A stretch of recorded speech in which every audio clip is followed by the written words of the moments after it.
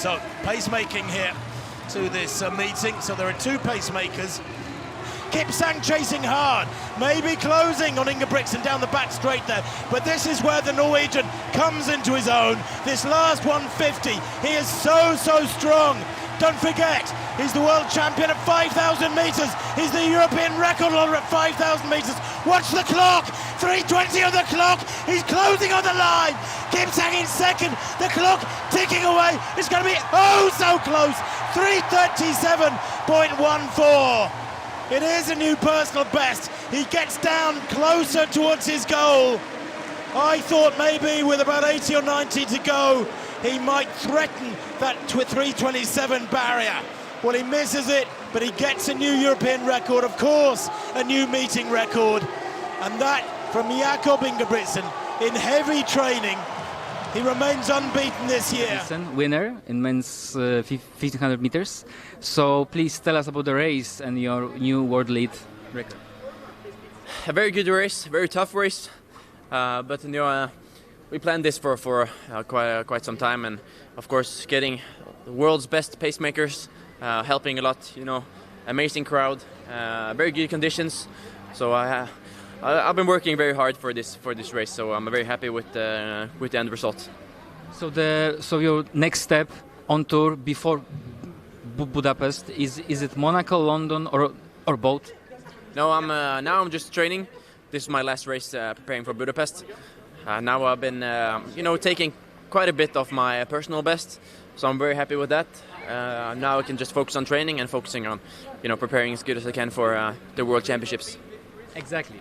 So in regards of World Championships, of course each and every athlete want to compete at the best of their height and form at that given time. So I guess your goal is be in shape before that, so that's why you want to skip couple meets and just focus on training and to renew your energy for the Budapest, I guess.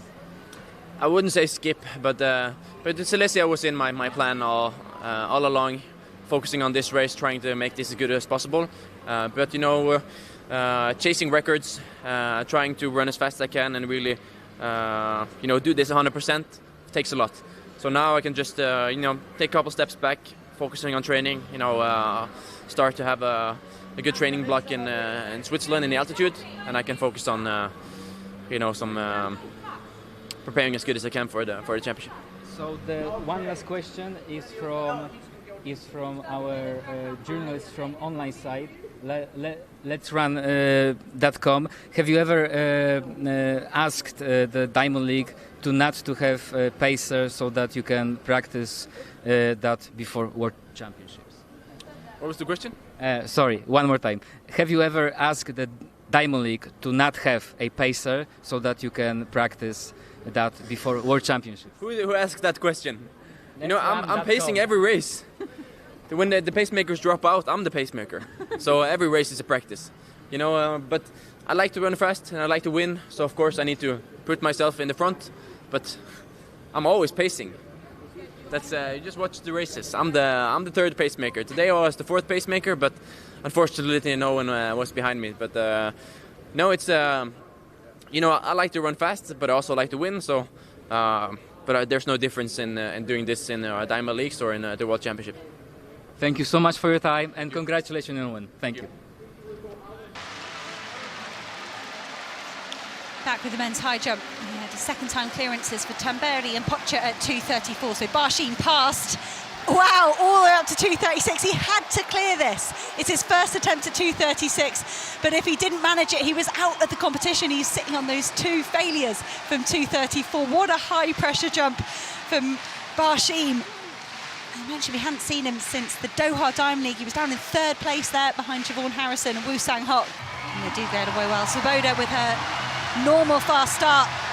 Sharika Jackson in the middle, trying to stretch away from Richardson. Richardson digging deep. Richardson coming good in the closing stages. And that is a big win from Sha'Carri Richardson. It's a photo finish at the moment, unofficial, but for me, to the naked eye there, it looked like a win for Richardson. And that is a big pressure race. Sha'Carri Richardson has performed very well this season. Every time there's been questions asked of her, She has managed to pull it off. She has managed to win well. She took the win in Doha. Fantastically good over the 1 and the 2 this season. And it's been awarded to Richardson. Jackson 200ths behind, and the big cheer has gone up for Ava Svoboda, 10.94. That's her first time underneath 11 seconds. And she's absolutely obliterated that mark, and lots of emotion for Ava Svoboda in this home crowd. Can often be very different, but look at that big old field spread around the track. 16 racers, 2 pacemakers battling on the outside there, trying to get themselves ahead of El Bakkali. How to build over the last lap, in fact, how to build beyond what they can manage. It's been brilliant execution. El Bakkali is an incredible technician, he's an incredible tactician, and he's employed both of those tactics here today, and he's well on his way to a win at the Diamond League to match his win in Rabat and Stockholm. Safely over the final barrier. It's going to be outside 8 minutes, but El Bakkali probably not too bothered. It will be a 9th consecutive steeplechase win for the Moroccan as he continues his quest to defend his World Championship title. Ebrahim Kibiwot stuck to his task well. It's rewarded with a 2nd place. Curly in the white vest, brilliant start there from Charleston in the white full from left, and he leads at the moment. Curly's got some work to do. I know he's going to get back to Charleston. I don't think he is. And Charleston, oh my word, it was really tight to the line, and maybe Simbine came and stole that one. It is down to a photo, hardly surprising, that's what the caption says.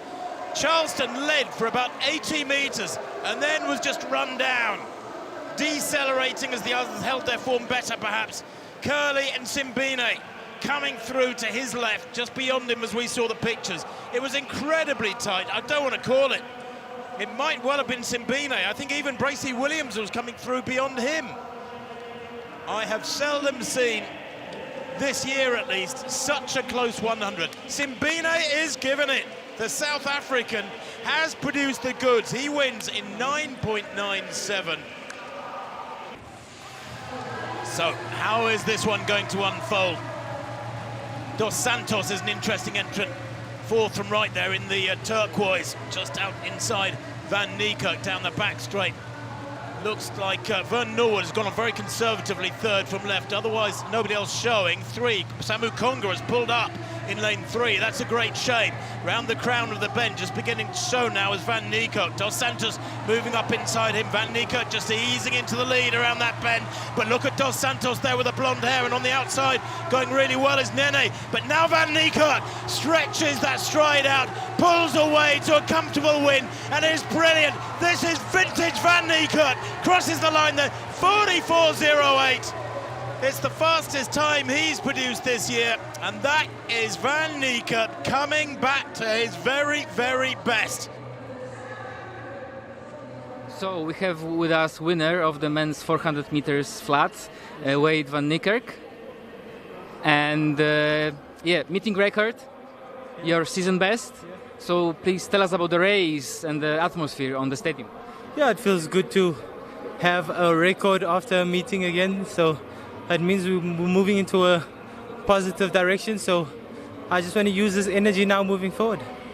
So knowing this and the next leg on your tour in Diamond League, and of course like 1 month from now in Budapest. Yes. So what are your goals in training? Are you going to change something, or maybe stay on your path and just change nothing? Yeah, I think next shift is towards London, the Diamond League. Then we can start visioning towards Budapest, but at the moment I think it's a positive direction going forward, and let's see where it goes.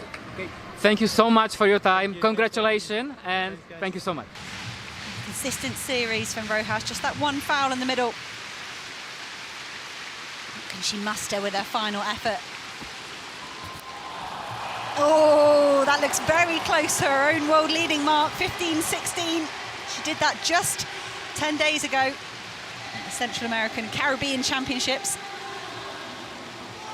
Rojas saved her best for last, 15.18, adds 2 centimetres to her best mark this season. On top of the world, great on the board, just 7 centimetres.